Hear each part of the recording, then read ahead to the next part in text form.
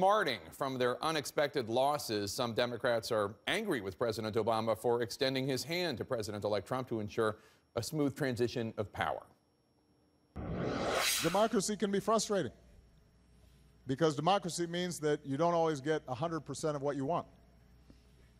Democracy means that sometimes you have to compromise. And it means that, the outcomes of elections don't always turn out the way you would hope. The outcome of this election certainly did not turn out the way Democrats hoped, and some say it might be time for some heads to roll. Now, does that include the head of Congresswoman Nancy Pelosi, Democrat of California? She has led House Democrats for nearly a decade. Her challenger for the role of House Minority Leader is here with me, Congressman Tim Ryan of Ohio. Thanks so much for being here. I appreciate it. So you're challenging Pelosi for House Democratic leader, and you say that you think the Democratic Party cannot win back the majority with its current leadership, and you say the party needs an economic message, a deep economic message. I don't really understand what the message is in terms of how it might differ from what we heard from Nancy Pelosi or Hillary Clinton. Well, I think we were talking a lot about issues that weren't deeply economic, and I think that provided a huge opening for Donald Trump to come in, and that led to the disaster that happened on Tuesday. What were the Democrats talking about too much, and what were they not talking about enough? Well, I think from the House of Representatives side, if you go and look back to the month or two or three before we even left to come home to campaign, we were talking about things like the Zika virus and other issues. I'm for increased funding for the Center for Disease Control. Of course, we need to fund that, and we need to help deal with the Zika virus. But that's not a deep economic message. That's a national message. That's a message in a couple of regions in the country. And I think things like that throw us off track.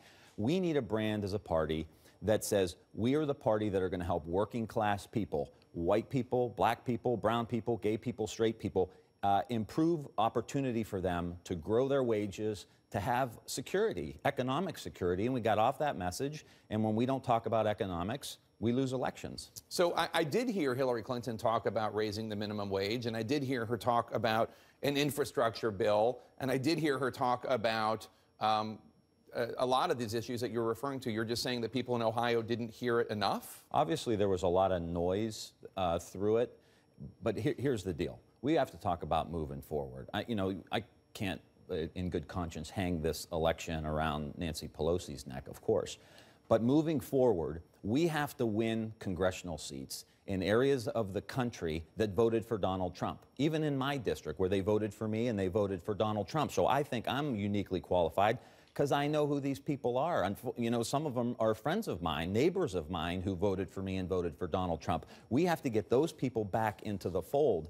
And as I told my colleagues, I know in my heart that we cannot win the House back under the current leadership. It's time for a change. The American people asked us to make a change here, and we've got to do it. And it's not easy. We're in the middle of a family fight here, but we got elected to come to the United States Congress. There's only been 10,000 members of Congress in the history of our country, Jake. 10,000.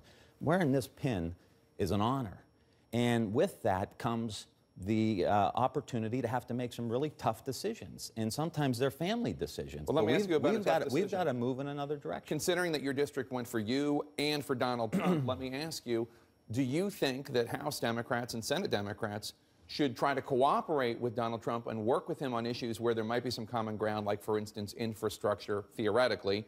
Or do you think that Democrats should be an opposition party that tries to stop him? Let me say, if he tries to defund Planned Parenthood, if he tries to kick people off their health insurance, if they try to privatize Medicare or cut taxes for the wealthy, we're going to have a Youngstown street fight in the Capitol. That's what's going to happen.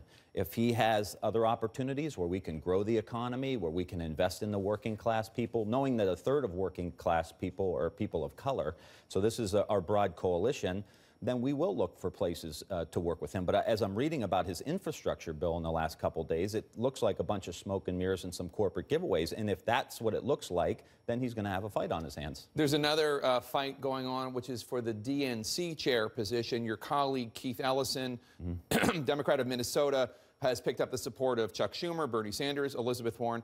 I want you to take a listen to what Congressman Ellison had to say about guns in 2014.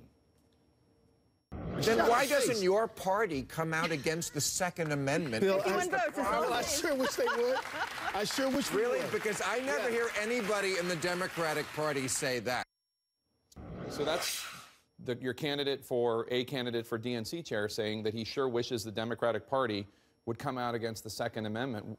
Is that the appropriate leadership for the DNC? Well, that's not my decision entirely to make. I really don't have a horse in that fight.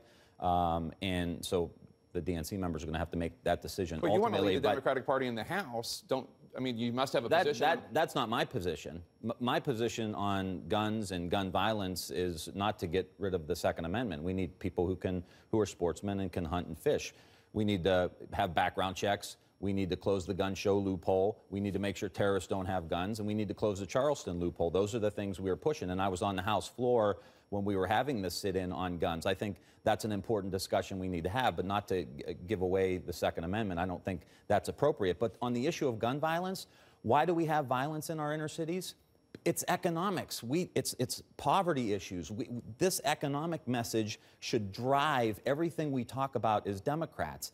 Poverty, middle-class wages, gun violence, things that happen in rural America. These are economic issues that the Democratic Party has lost its way, and if we want these Trump voters to come back, we need to start talking about these bread and butter fundamental issues that make us Democrats. Congressman Tim Ryan of Ohio, thank you so much. Appreciate it.